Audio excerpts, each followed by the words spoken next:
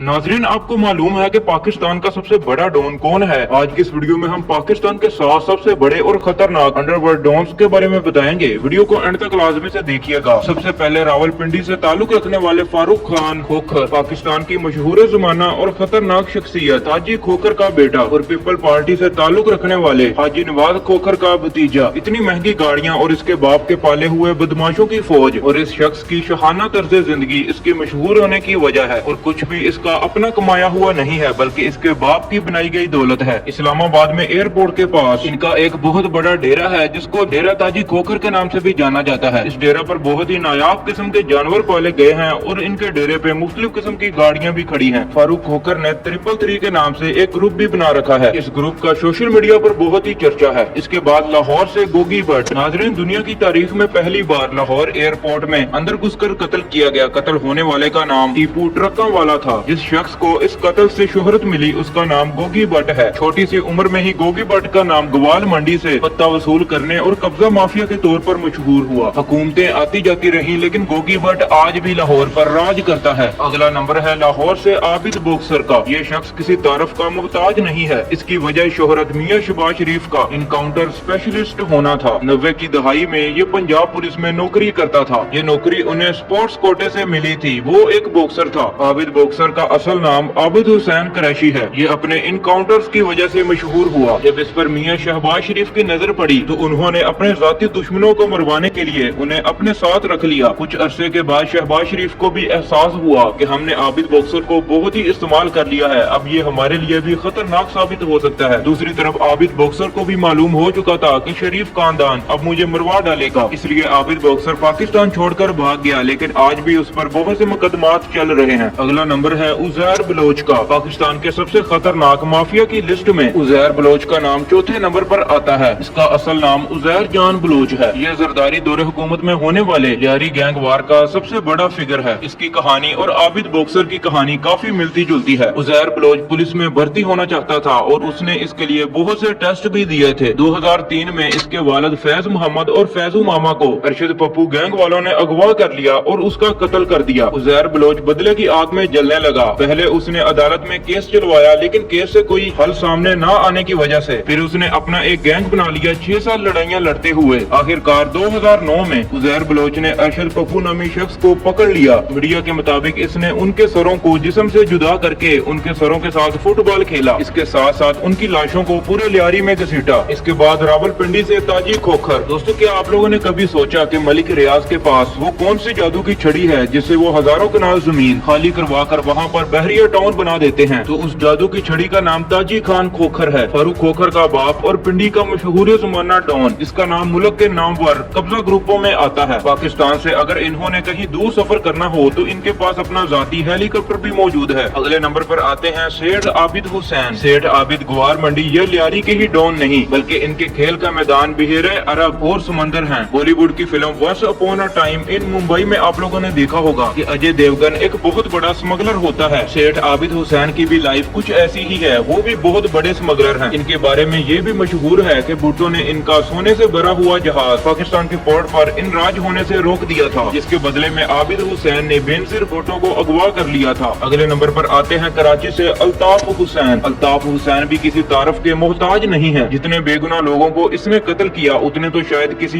गैर मुस्लिम ने भी ना किए हों। अल्ताफ हुसैन पर पाकिस्तान में कत्ल, पत्ताखोरी और गिरदारी के केस चल रहे हैं। अल्ताफ हुसैन एक ऐसा दरिंदा है जो अपनी पार्टी के लोगों को भी नहीं बख्शता। कराची में बोरी बंद लाशों का ट्रेंड भी अल्ताफ हुसैन ने ही शुरू किया था। हमारी आज की वीडियो आपको कैसी लगी कमेंट बॉक्स में लाजमी बताइएगा और चैनल को सब्सक्राइब करके बेल के आइकन पर प्रेस भी लाजमी से कर दीजिएगा ताकि आने वाली वीडियोस की नोटिफिकेशन आप तक पहुंच सके।